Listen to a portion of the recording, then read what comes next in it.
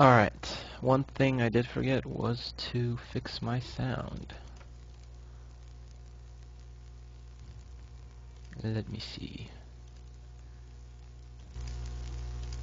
Alright, hopefully you can hear me better now. Maybe perhaps even too loud.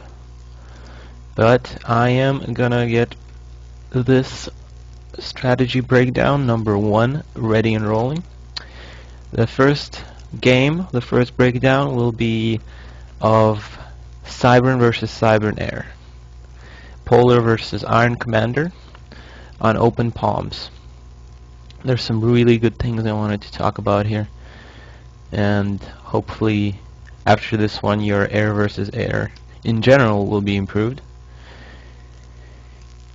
So on the top here we have spawning as blue Iron Commander,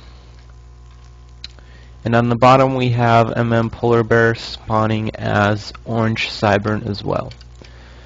So right away we see that Polar Bear started with 4 mass extractors in the middle from the comm, which is a little bit deviating from standard strategy, but as you can see here, Polar will start to grab these outer mexes earlier with his engineers, which is always good.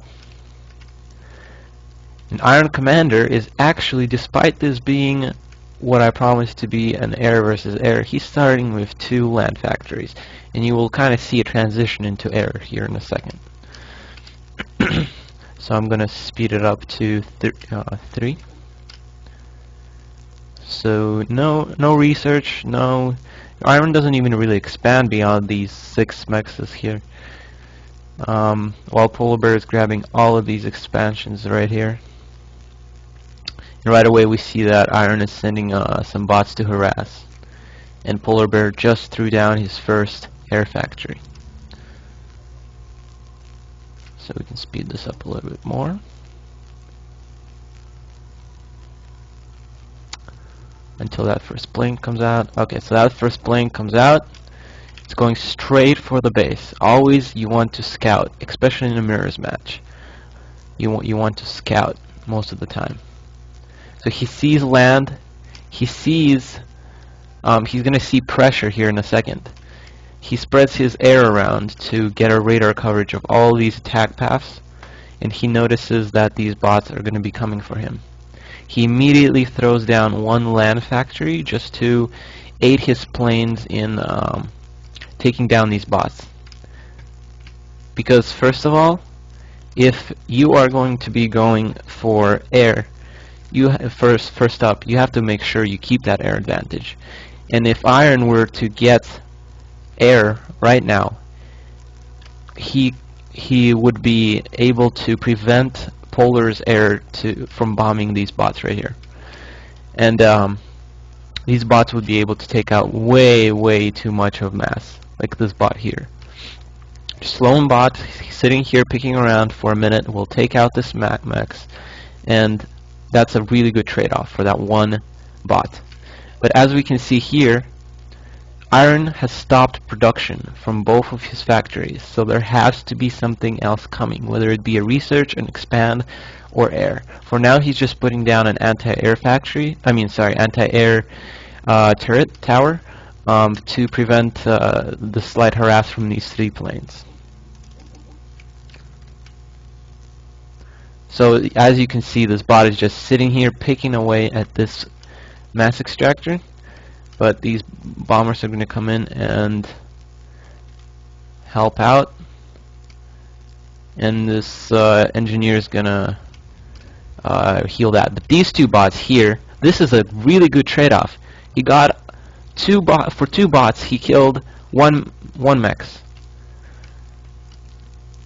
So really great trade-off. No bots, as you can see, throwing down immediately 3 air factories.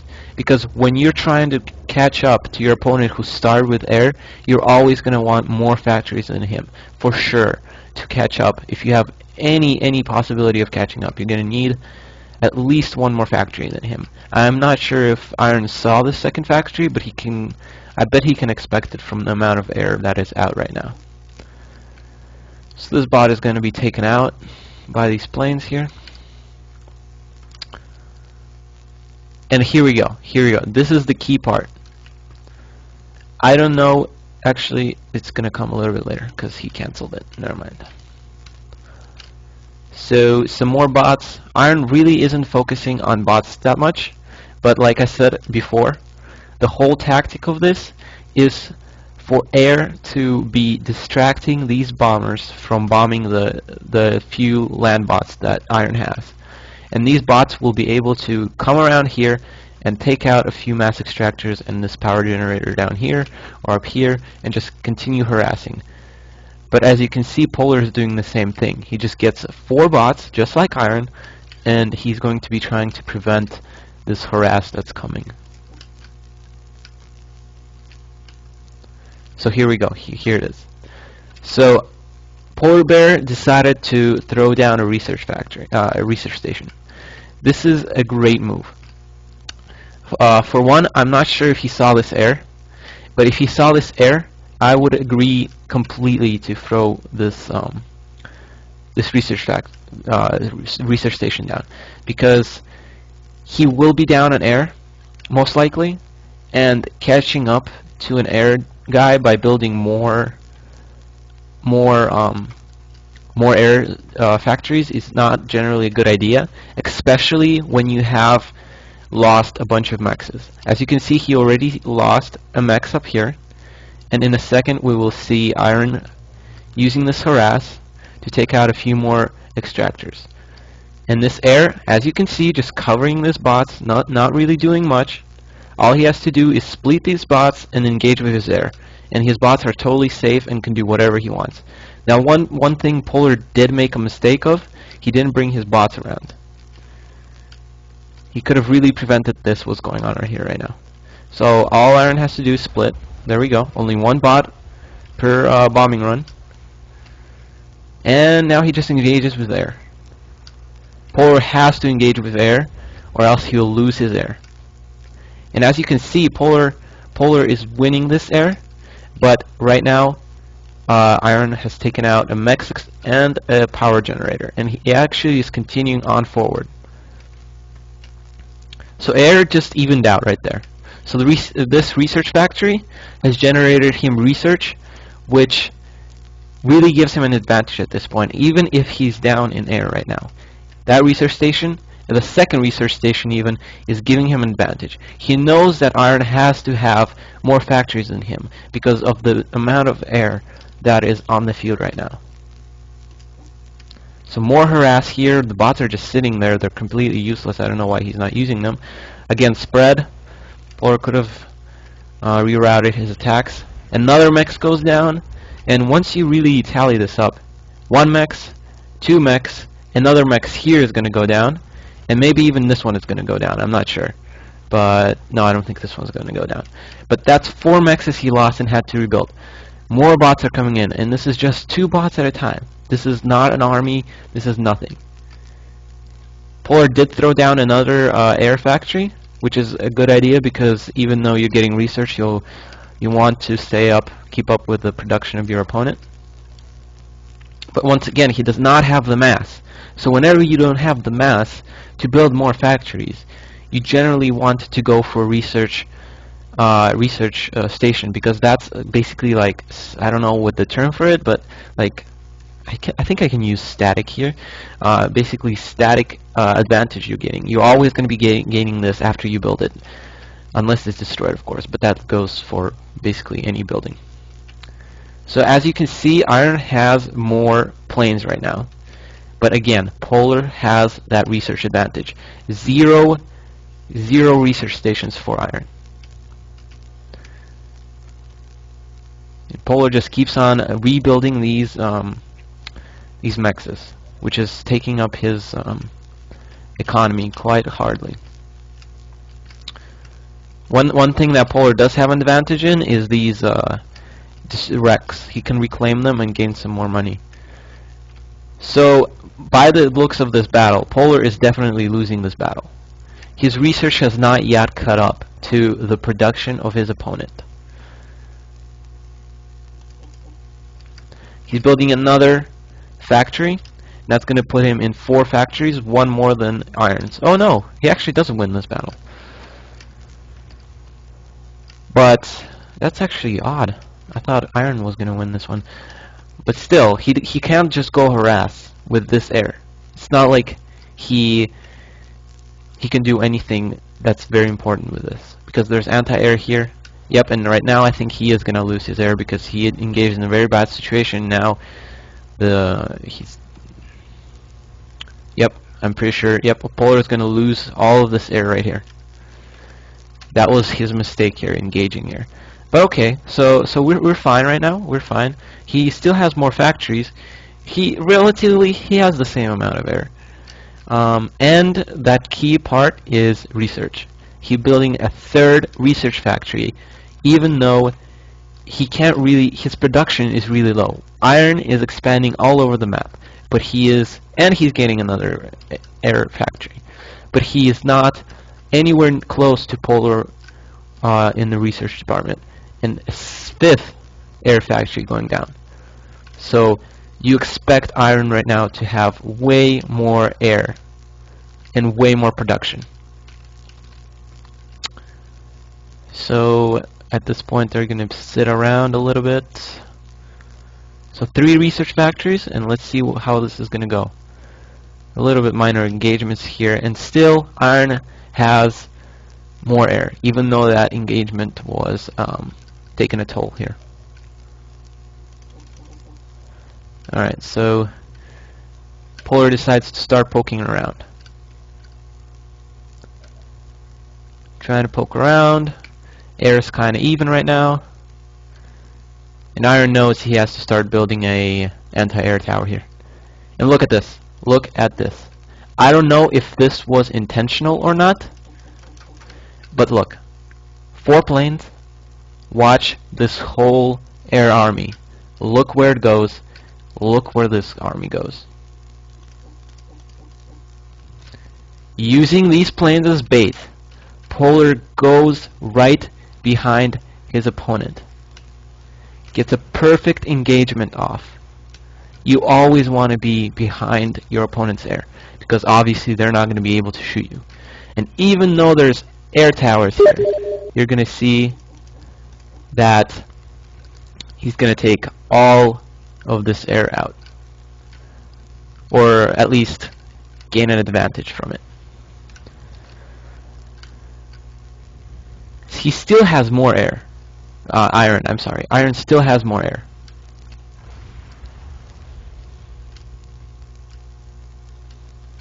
He used that engagement for very well, very well.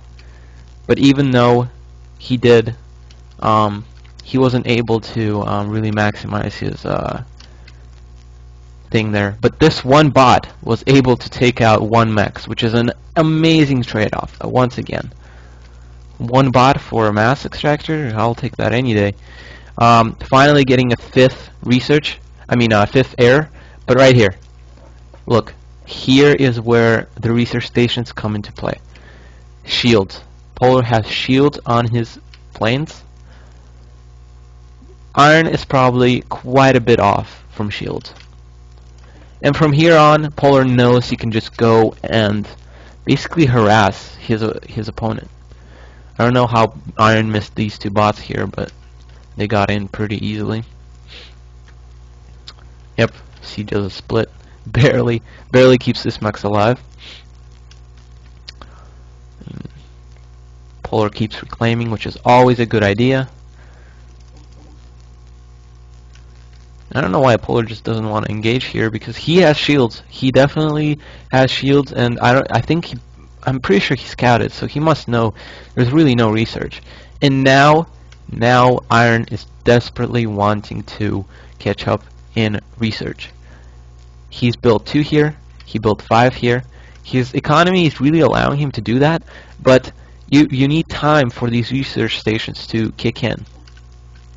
So in a mirror match, I believe that if you're relatively even on air, even if you're going to go down on air, you should build research stations, and you will be able to surpass your opponent in the long run. So look at this engagement. Obviously, fighting over no anti-air. Polar has shields. Iron does not. I'm pretty sure Polar has training. I don't know about Iron. I'm not sure, but obviously this is a huge demolition of Iron's air. And from this point, Polar is free to do anything he wants.